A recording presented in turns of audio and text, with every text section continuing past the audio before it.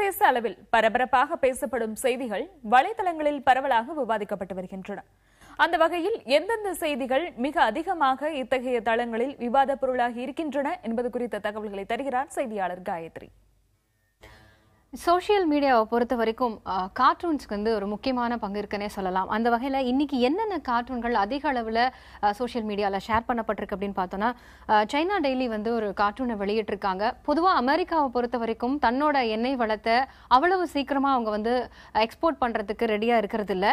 இந்த நிலை எப்பயுமே வந்து ரிசர்வ்டாக இருக்கணும் அப்படின்னு தான் நினைப்பாங்க. ஏன்னா என்னைக்காவது மார்க்கெட்டிங்கில் ஒரு தட்டுப்பாடு இருக்கும்பொழுது அதை வந்து வெளியிடலாம் அப்படிங்கிறது தான் அவங்களோட எண்ணமாக இருக்கும். அந்த வகையில் இப்போ எண்ணெய்க்கு தட்டுப்பாடு ஏற்பட்டிருக்கக்கூடிய இந்த சூழல்ல அமெரிக்கா வந்து அதை வந்து இட்ஸ் டைம் டு எக்ஸ்போர்ட் அப்படின்னு சொல்லி சித்தரிச்சு சைனா டெய்லி வந்து ஒரு கருத்து சித்திரத்தை வெளியிட்டு இருக்கு. அதாவது அமெரிக்கா வந்து அந்த தடையை நீக்கி இப்போ வந்து ஆயில எக்ஸ்போர்ட் பண்றதுக்கு தயாராயிட்டாங்க அப்படிங்கறத சித்தரிச்சு இது வரைக்கும் அந்த ஹேட்குள்ள ஒளிச்சு வைக்கப்பட்டிருந்ததாகவும் தற்போது அதை வந்து ரிலீஸ் பண்றாங்க அப்படிங்கறத மாதிரியும் சித்தரிச்சு வெளியிடப்பட்டிருக்கு.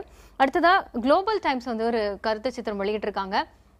என்னன்னா பொதுவாக இப்போ பிரிட்டன்ல இருந்தும் பிரான்ஸ்ல இருந்தும் இருக்கக்கூடிய அகதிகள் வந்து சேனல் டனல்ங்கிற கடலுக்கடியில் இருக்கக்கூடிய மிகப்பெரிய சுரங்கம் வழியா லண்டன் போன்ற மற்ற நாடுகளுக்கு தப்பிச்சு போறதை தடுக்கிறதுக்காக அங்க இருக்கக்கூடிய ஏற்கனவே ஒரு பாதுகாப்பு வேலையை இன்னும் தீவிரப்படுத்தி, அதாவது பாதுகாப்பை இன்னும் அதிகப்படுத்துறாங்க அப்படிங்கிற மாதிரி சித்தரிச்சு இந்த கருத்து சித்திரம் வெளிவந்திருக்கு.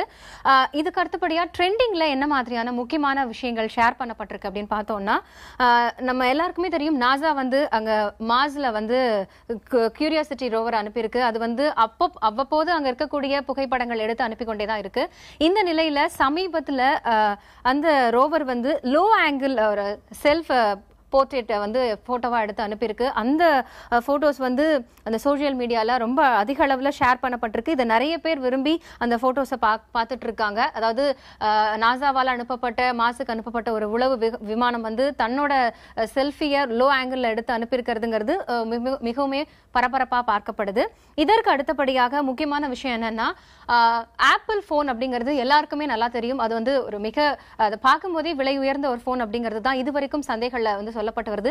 இன்னமும் அந்த போனுக்கான அந்த மார்க்கெட்டிங் வேல்யூங்கிறது இருக்கு.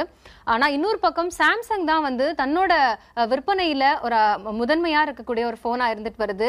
இந்த நிலையில ஆப்பிள் போனுமே வந்து சாம்சங்கோட ஈக்குவலான ஒரு சேல்ஸை வந்து கெயின் பண்ணிட்டு இருக்கு. அதாவது ஆப்பிள் போனோட சேல்ஸ் வந்து 36% வந்து இன்க்ரீஸ் ஆயிருக்கிறதாகவும், அதே சமயத்துல சாம்சங் வந்து 5.3% தன்னோட சேல்ஸ் வேல்யூ வந்து குறைஞ்சிருக்கிறதுனால இது ரெண்டுத்துக்கான அந்த கேப் வந்து குறைஞ்சிருக்கு அப்படிங்கிற மாதிரியான செய்திகள் வெளிவந்திருக்கு. இதுவும் நிறைய அதிக அளவுல சோசியல் மீடியால நிறைய பேரால பகிர்ந்து கொள்ளப்பட்டிருக்கு.